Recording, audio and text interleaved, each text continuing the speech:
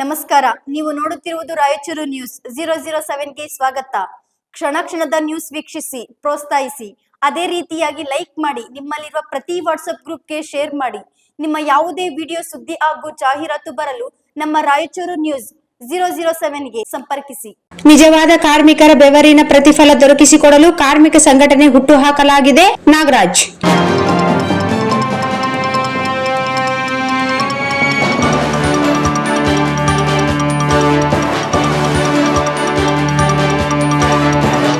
ಸರ್ಕಾರಿ ಸೌಲಭ್ಯಗಳ ಆಸೆಗಾಗಿ ಕಾರ್ಮಿಕ ಸಂಘಟನೆಗೆ ಬರಬೇಡಿ. ನಿಜವಾದ ಕಾರ್ಮಿಕರಾಗಿ ಬೆವರು ಸುರಿಸಿದ್ದರೆ ಮಾತ್ರ ಸಂಘಟನೆಗೆ ಬನ್ನಿ. ನಿಜವಾದ ಕಾರ್ಮಿಕರ ಬೆವರಿನ ಪ್ರತಿಫಲ ದೊರಕಿಸಿಕೊಡುವ ಉದ್ದೇಶದಿಂದಲೇ ಕಾರ್ಮಿಕ ಸಂಘಟನೆ ಹುಟ್ಟು ಹಾಕಲಾಗಿದೆ ಎಂದು ನವ ಕರ್ನಾಟಕ ರಾಜ್ಯ ಕಟ್ಟಡ ಮತ್ತು ಇತರೆ ನಿರ್ಮಾಣ ಕಾರ್ಮಿಕರ ಒಕ್ಕೂಟದ ಸಂಸ್ಥಾಪಕರು ರಾಜ್ಯಾಧ್ಯಕ್ಷರಾದ ಎಚ್ ಡಿ ನಾಗರಾಜ್ ಹೇಳಿದರು. ಪಟ್ಟಣದ ನಗರೇಶ್ವರ ದೇವಸ್ಥಾನದಲ್ಲಿ ಹಮ್ಮಿಕೊಳ್ಳಲಾಗಿದ್ದ ಕಾರ್ಮಿಕ ಒಕ್ಕೂಟದ ಜಿಲ್ಲಾ ಶಾಖೆ ಉದ್ಘಾಟನಾ ಕಾರ್ಯಕ್ರಮದಲ್ಲಿ ಪಾಲ್ಗೊಂಡು ಮಾತನಾಡಿದ ಅವರು, ಕಾರ್ಮಿಕರ ಹಿತಚಿಂತನೆಗಾಗಿ, ಕಾರ್ಮಿಕರ ಮಕ್ಕಳ ಏಳಿಗೆಗಾಗಿ ಜಿಲ್ಲೆ ಮತ್ತು ತಾಲೂಕುಗಳಲ್ಲಿ ಕಾರ್ಮಿಕರ ಒಕ್ಕೂಟದ ಕಚೇರಿಗಳನ್ನು ತೆರೆಯಲಾಗಿದೆ. ಕಾರ್ಮಿಕ ವಲಯದಲ್ಲಿ ಗುರುತಿಸಿಕೊಂಡಿರುವ ಅಸಂಘಟಿತ ಮತ್ತು ಸಂಘಟಿತ ಕಾರ್ಮಿಕರು ಮೊದಲು ತಮ್ಮ ಸದಸ್ಯತ್ವ ಕಾರ್ಡ್ ಅನ್ನು ಮಾಡಿಸಿಕೊಳ್ಳಬೇಕು. ನಂತರ ಅವರಿಗೆ ಸರ್ಕಾರ ಕಾರ್ಮಿಕ ಇಲಾಖೆಗೆ ನೀಡುವ ಸವಲತ್ತುಗಳನ್ನು ಪಡೆದುಕೊಳ್ಳಲು ಅನುಕೂಲವಾಗುತ್ತದೆ ಎಂದು ಅವರು ಹೇಳಿದರು.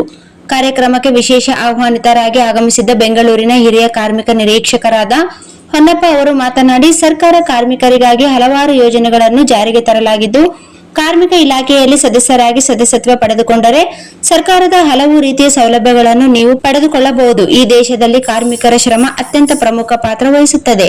ದೇಶ ಮತ್ತು ಇಡೀ ಪ್ರಪಂಚ ಮುನ್ನೆಲೆಗೆ ಬರಬೇಕಾದರೆ ಪ್ರತಿಯೊಬ್ಬ ಕಾರ್ಮಿಕರ ಶ್ರಮ ಅತ್ಯವಶ್ಯಕವಾಗಿದೆ.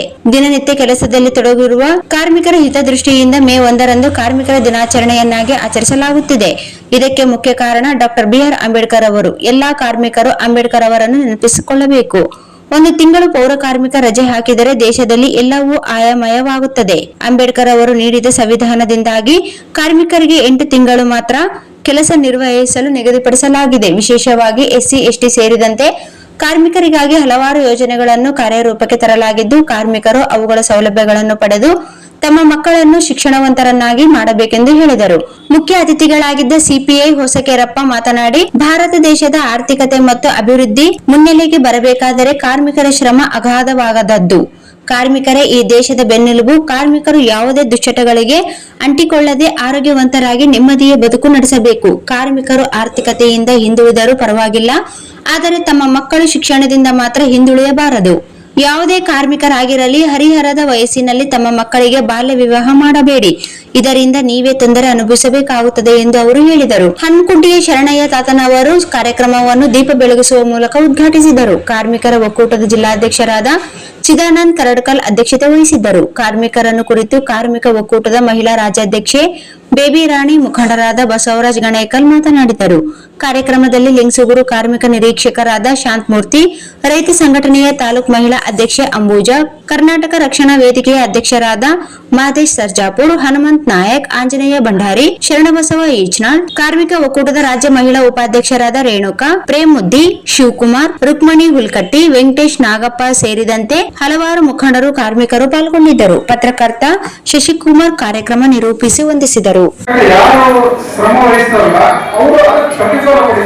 ವೇತನ ಅವರು ಪಡಿತಾರೆ, ಇಲ್ಲ ಬೇರೆ ಮೂಲಕ ಯಾವ್ದಾದ್ರು ಪ್ರತಿಫಲ ಪಡಿತಾ ಇದ್ರೆ ಅವ್ರಿಗೆ ಕಾರ್ಮಿಕ ಅಂತ ಹೇಳ್ತಾ ಇದ್ದೀವಿ. ಈ ಕಾರ್ಮಿಕ ಅಂತ ಇದೆ. ಈ ಕಾರ್ಮಿಕ ದಿನಾಚರಣೆ ಯಾಕೆ ಬಂತು ನೋಡಿ, 17-18ನೇ ಶತಮಾನದಲ್ಲಿ ಈಗ ಹೊಸ ಸಂಶೋಧನೆಗಳು ನಡೆಯಿತು. ಸಂಶೋಧನೆಗಳ ನಡೆಯುವಿಗೆ ಈಗ ಫ್ಯಾಕ್ಟರಿಗಳು, ಕಾರ್ಖಾನೆಗಳು, ಸಂಶೋಧನೆಯಿಂದ ಕಾರ್ಖಾನೆಗಳು, ಉದ್ಯಮಪತಿಗಳೆಲ್ಲ ಕಾರ್ಖಾನೆಗಳನ್ನು ಪ್ರಾರಂಭ ಮಾಡಿದ್ರು, ಉತ್ಪಾದನೆ ಹೆಚ್ಚು ಮಾಡಲು. ಅದಕ್ಕೆ ಎಲ್ಲ ಕಾರ್ಮಿಕರನ್ನು ಸಾಗರ್ DTP ಸೆಂಟರ್. ಹಲೋ ಸಂಪಾದಕರೇ, ನೀವು ಪತ್ರಿಕೆ DTP ಆಪರೇಟರ್ ಹುಡುಕುತ್ತಿದ್ದೀರಾ?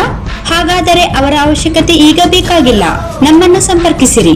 ಇಂದೇ ನಿಮ್ಮ ಪತ್ರಿಕೆಯ 4ರಿಂದ 6 ಪುಟಗಳವರೆಗೆ ನಿಮ್ಮ ಪತ್ರಿಕೆಯ ಪುಟ ವಿನ್ಯಾಸವನ್ನು ಮಾಡಿಕೊಡಲಾಗುವುದು. ನಿಮ್ಮ ಯಾವುದೇ ಜಿಲ್ಲೆ ಇರಲಿ, ಯಾವುದೇ ತಾಲೂಕಿರಲಿ, ನಿಮ್ಮ ಭಾಗದ ಸುದ್ದಿಗಳನ್ನು ಹಾಕಿ 4 ಪುಟಗಳ DTP ಕಡಿಮೆ ದರದಲ್ಲಿ ಮಾಡಿಕೊಡಲಾಗುವುದು.